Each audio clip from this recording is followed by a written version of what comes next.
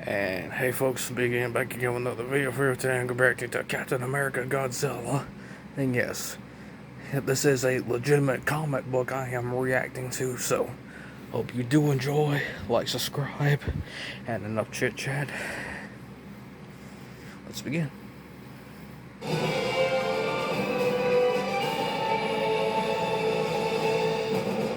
What is up, my comic comrades? Today we continue our King in Black coverage by breaking down issue 2 of King in Black, Planet of the Symbiotes. We already covered issue 1 of the series, which you can find right here, but issue 2 has one story that's all about a Captain America Godzilla, if you could believe it. If you're saying, come again? That's right, Captain America Godzilla. Let's talk about it.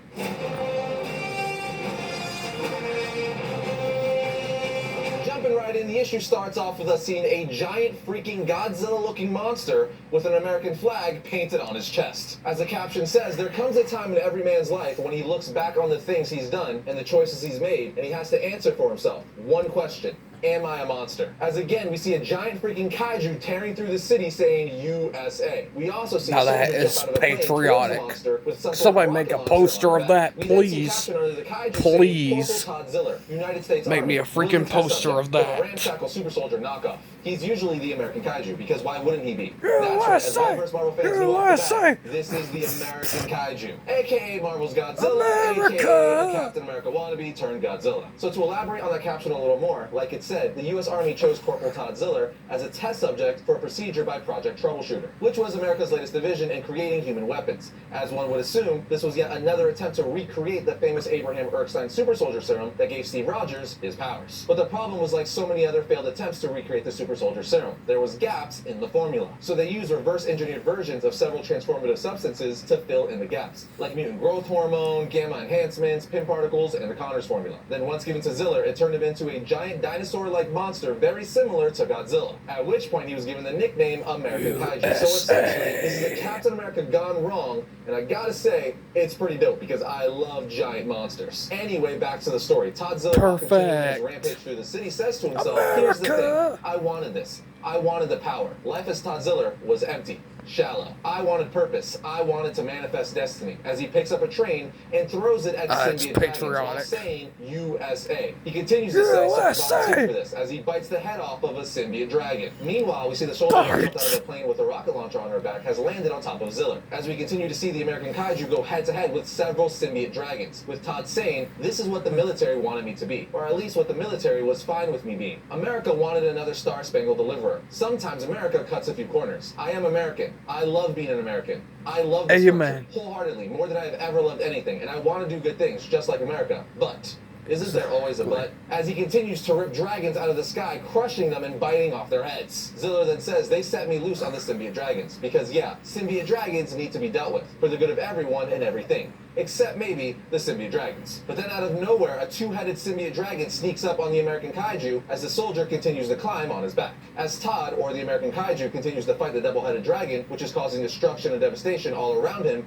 the soldier says to herself, almost there, hang in there, Todd, while holding some sort of rocket launcher. Todd then says to himself, grocery stores, hair salons, urgent care, libraries, schools, hospitals, street fairs full of families. I will leave tens of thousands of lives ruined. And who is responsible for all of this destruction? Is it the dragons? Is it America for dropping me out of a plane? Is it America for turning me into this? If I take a harsh look at myself, here's the truth. I wanted this. I asked for this. I volunteered. There's no one else to blame but me. As he bites off one of the double-headed dragon's heads and shoves a building down the other one's throat. Right after he defeats this dragon, the soldier fires a rocket launcher into the back of his head, which triggers him to slowly transform back into his normal self. He then says to himself while transforming back, has doing the things I've done make me a monster, or am I a monster for wanting to be one in the first place? Then the soldier just looks at Todd saying, you did great, buddy, let's get home. And when you wake up, Mott sticks on me, as the story ends. Dude, this first story was awesome and completely well done, and just so action-packed the entire time. Admittedly, I'm a sucker for kaijus. I love giant monsters, so this was a perfect precursor to get me even more excited for Godzilla vs. Kong. To me, the American kaiju is one of those Marvel characters that needs his own series, or at least a mini-series. We've only seen him a few times in the past. I believe he only has 6 appearances in all of Marvel, so many people